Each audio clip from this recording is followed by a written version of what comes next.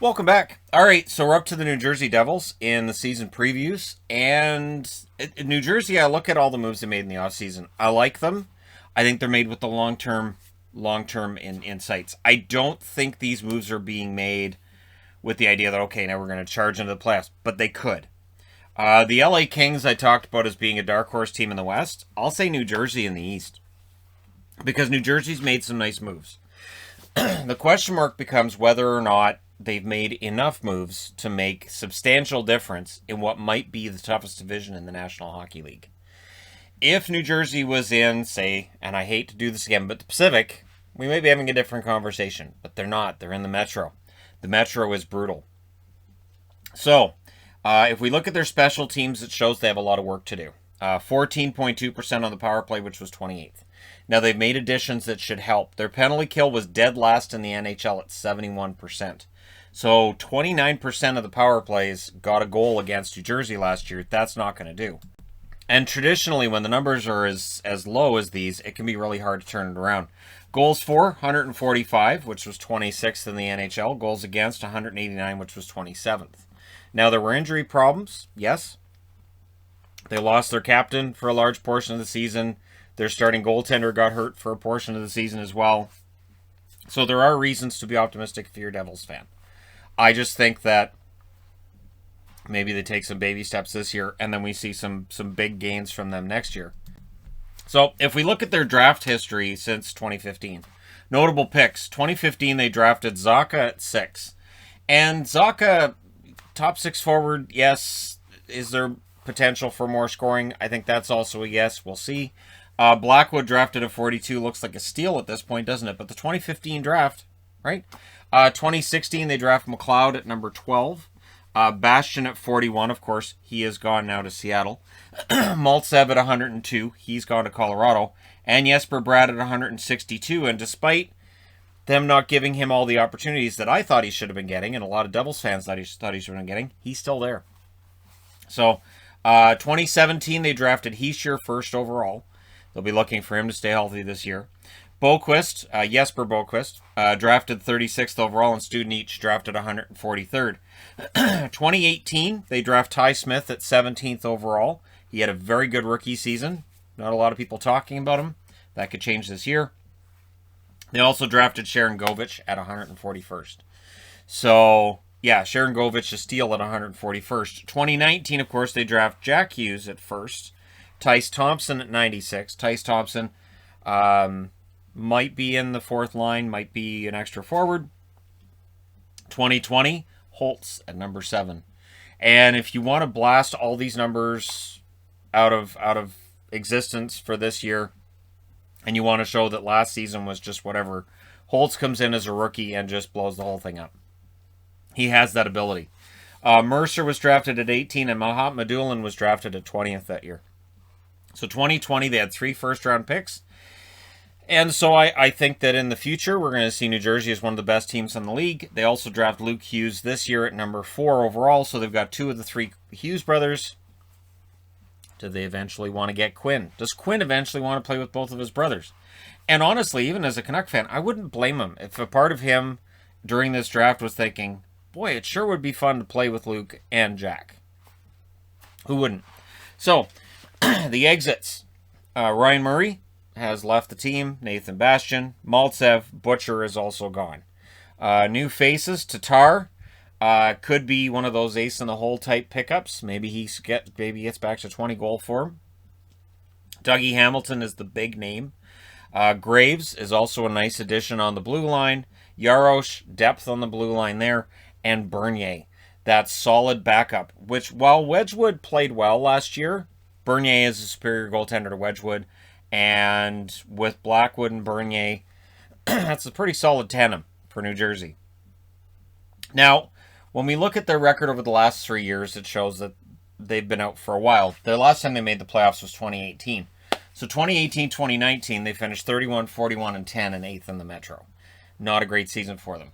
Season after, 2019-2020, they ended up 28, 29, and 12, 8th in the Metro again. This past season, they were 19, 30, and 7, and 7th in the East. And there are a lot of reasons why things fall apart for them, whether it's the power play, the penalty kill, not scoring enough, allowing too many goals, all of it has fallen apart for New Jersey. But eventually it's going to start getting better, and I think this year we'll see all of these numbers get better. I just still don't see them necessarily as a playoff team in a stacked Metro division. Their forward group is good. Kuokkanen showed he was pretty darn good last year. Jack Hughes, I think, is ready to hit star level. Not superstar, but star level. Sharon Govich is excellent. Absolutely excellent forward. Zaka, Hischier, Bratt. The one thing you notice right away is without Paul Marion, without Zajac, they don't really have that veteran presence there. Wood, McLeod, Tatar. Tatar may end up being higher up in the lineup, maybe in part because of his veteran status. Jonsson, who didn't have a great season his first year in New Jersey. Boquist, Studenic. I like Studenic.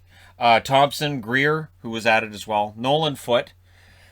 Could be one of those unknowns as well. Nolan Foote got into a handful of games. Got himself a goal and an assist in that handful of games last year. We'll see. And DeLeo as well on the depth chart. So a lot of good young talent here. I don't know that there's enough veterans to really carry things. Then you get to the blue line. You have Ty Smith and Dougie Hamilton. Really good, solid defense there. You've got Graves and Subban. Subban had a bit of a bounce-back year last season from the year before, but that also is a statement of how poor his 2019-2020 season was. And with Subban, it's the last year of his contract. So since it's contract year, maybe we see a good statistical season from him.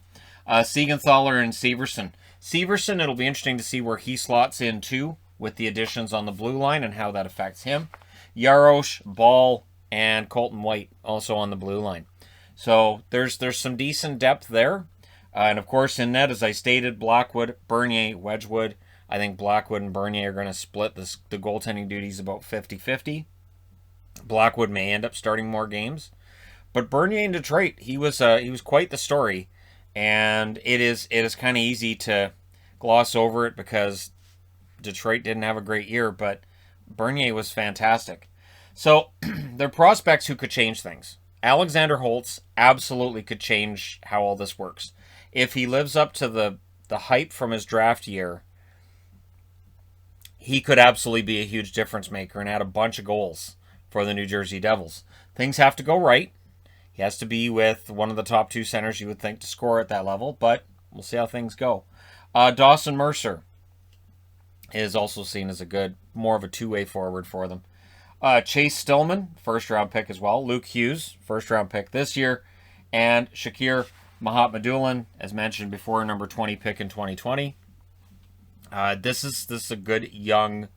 and I don't know how many times I can say it, but it is a really good team they've put together for later. It just feels like it's a for later thing more than a for now thing. So... I do expect a better winning record than last year. I think they'll win more often than they did last season.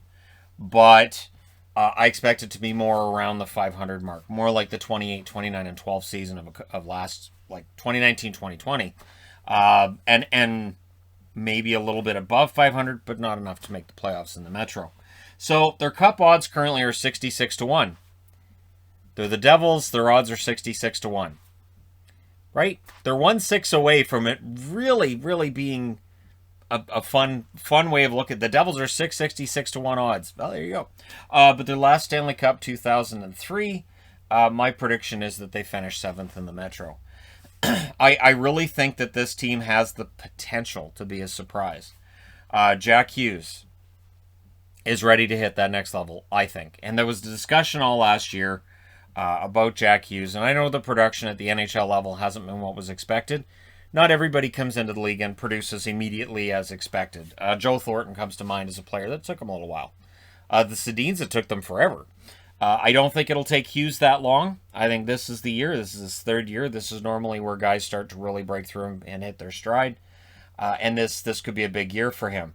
Hischier's health may be the biggest question mark. If he can stay healthy all year, and if Hughes and Hischier both show they're ready to be top two centers in the NHL, they could give a lot of teams headaches.